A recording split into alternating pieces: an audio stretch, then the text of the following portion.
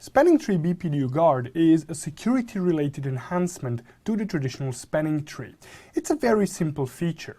If a switch receives a BPDU on the port on which this feature is enabled, the port will be error disabled. This feature is designed to protect the switch or our switched network from other rogue switches. And by rogue switches here, I really mean any devices that are capable of sending BPDUs and send them in their normal operation.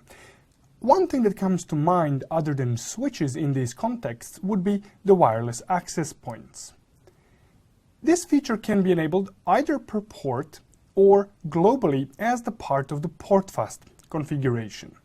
When it's enabled as part of the portfast configuration, this feature will be active on all the ports on the switch on which the portfast is active. When this feature is enabled locally on the port, it is unconditional and always operational. That means that it will be operational if the port is an access port or a trunk portfast or no portfast enabled.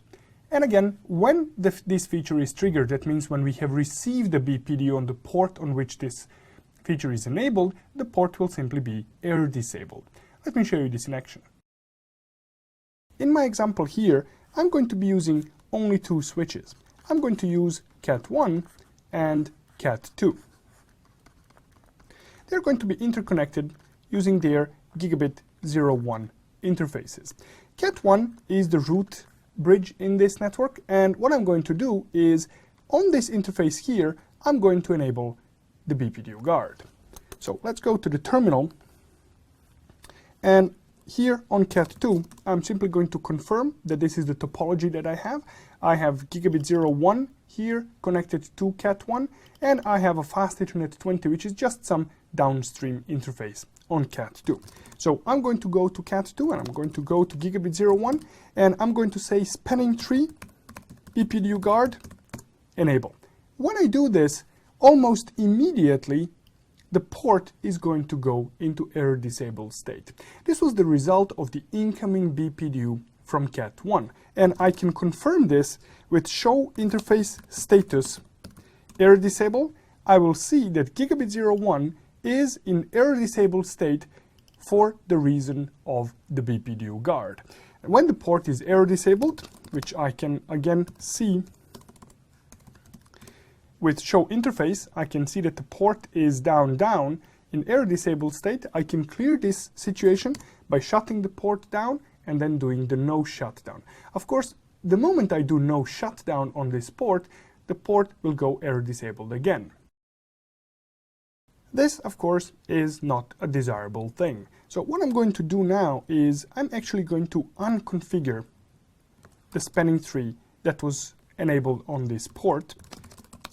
So if I do show run interface gigabit 01, I see now that the port is simply shut down. I'm going to do no shutdown and make sure that this port comes back up.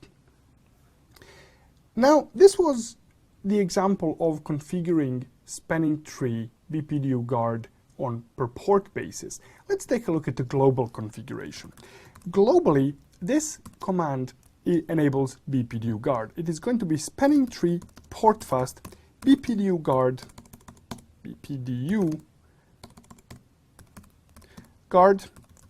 default.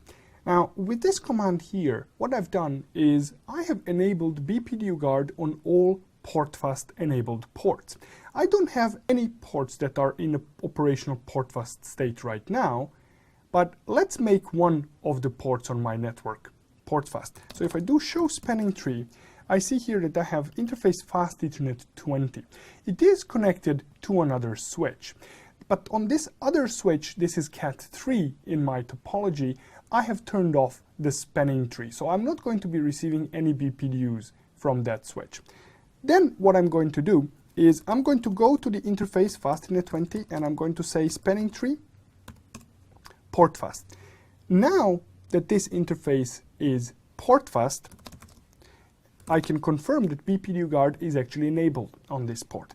I'm going to do that with show spanning tree interface fast Ethernet 20 details, and here I see that BPDUGuard is enabled and I have here information by default. Why is it enabled by default? Because this port operates now in port fast mode. We have seen BPDUGuard in action, and we have seen the configuration of BPDUGuard globally or on per port basis. But is BPDUGuard a feature that can magically detect switches? Well, not really. There are limitations to what BPDUGuard can do. Remember, it relies on BPDUs to detect other switches. So in my topology here, I do have two switches. I have Cat1 and I have Cat2. I have tried enabling BPDUGuard on this port here, and it worked flawlessly. But what would happen if I enabled BPDUGuard on this port here? Let's take a look at that. So I'm going to go to Cat1 now on interface gigabit 01, and I'm going to say spanning tree BPDUGuard enable. Now, in the previous example, this caused this port to immediately go down. But as you can see, Cat1 and Cat2 are now fully operational. If I do show interface gigabit 01, the port is up. If I do show spanning tree, here I will see that gigabit 01 is the designated port, and here on Cat2, if I do show spanning tree, gigabit 01 is the root port. How comes? Why isn't the BPDUGuard kicking in on Cat1 now? Well, the explanation for this is really, truly simple one. Because Cat1 is the root, it will be the one sending BPDUs. As long as Cat2 operates in a stable topology, there will be no BPDUs going from Cat2 to Cat1. But what happens if a port goes down or goes up on Cat2? Let's try that out. So here I'm going to go to Cat2, fast Ethernet 20, and I'm going to shut this port down. Now, when this port is shut down, Cat2 should be sending the topology change BPDU to Cat1. But this is still operational. There is a good reason for that. If I go back to Cat2, and if I take a look at the configuration of fast Ethernet 20, I see that this interface is configured to operate in a port fast mode. When interface is configured to operate in port fast mode, there will be no topology change notification generated for this port when it transitions between different states. So let's try that. If I do no shutdown here, if I do show spanning tree, I can see that this port immediately changed state to forwarding, and still our Cat1 is operating normally. Let's now on Cat2 turn off the port fast on this port. In the spanning tree topology, we are going to experience no change, but this port is no longer port fast port. So now what I'm going to do is I'm going to shut this port down. Now, when I have shut this port down, I do have a profoundly different thing happening on Cat1. Because now Cat2 did generate the topology change notification for that port, and when that BPDU was received by Cat1, it triggered the BPDUGuard.